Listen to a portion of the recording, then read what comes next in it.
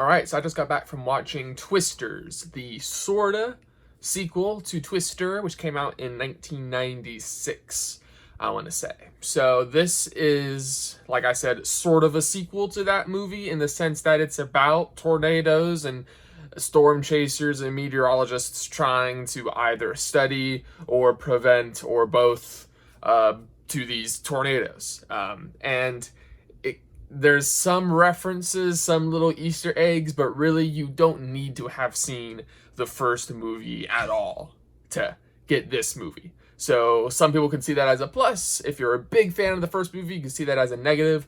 I am not a big fan of the first movie. I have no real nostalgia for it. I saw it when I was older. I didn't like it very much. I thought the characters were kind of flat. I didn't find any of them particularly engaging. Excuse me. And the special effects were just fine for the 90s. Like, they were good for the 90s, but nowadays they're, like, fine. And that was kind of the whole point of these big disaster movies anyway, was to show off what CGI can do.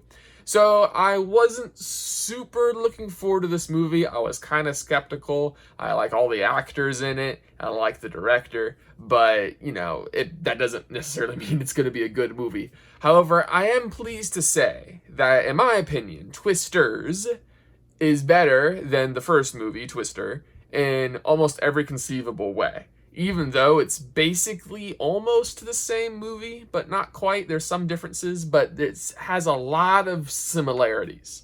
And it just does everything better. Now, that doesn't mean it's a fantastic movie. I still walked out of the theater thinking this movie was fine. It was okay. I liked it. I didn't love it. I'm not really a big disaster movie kind of guy. That's not really my vibe. But there can be good disaster movies. The first Independence Day, for example. And this is, I think, one of the good ones. And it's really down to the characters. They really do a good job of making you root for them. You like them, and they're a lot more interesting than they were in the first movie. If you've seen the first movie, you'll know that there's basically two groups of tornado chasers. There's this sort of ragtag squad of, you know, scrappy, plucky little scientists that are kind of, you know, using duct tape and grit and spit and whatever to make their equipment, and they're running on pennies and that sort of stuff. And then you got these snobbish, well put together, high tech gizmo guys who have all of the corporate money behind them. And they're obviously the bad guys. And this movie kind of blurs the line here, where our main character is actually on the side of the high-tech snobs for, you know, a good portion of the movie. And we kind of are weirded out by the scrappy, plucky, low-budget tornado chasers. But we see the humanity on both sides, and there's more to both sides than what meets the eye.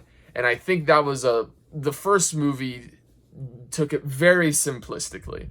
This movie, it's not like, you know, super deep or anything like that, but at least it makes things a bit more interesting by showing the humanity of both sides, where not one side is entirely evil and one side is just entirely a joke, you know. So that's the main thing I appreciated the most out of this movie, is that it was able to humanize some very stereotypical, cliched tropes from the first movie and make them more interesting.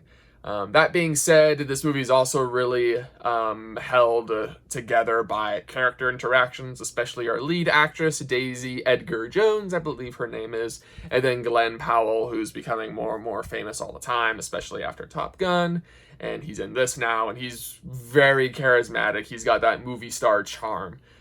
So he really does a good job with this movie as well. Anthony Ramos from Hamilton fame is in this, and he does a pretty decent job as well. Nobody in this movie really blew me away, but they all have good charisma, good chemistry, and they're able to keep my attention throughout most of the movie.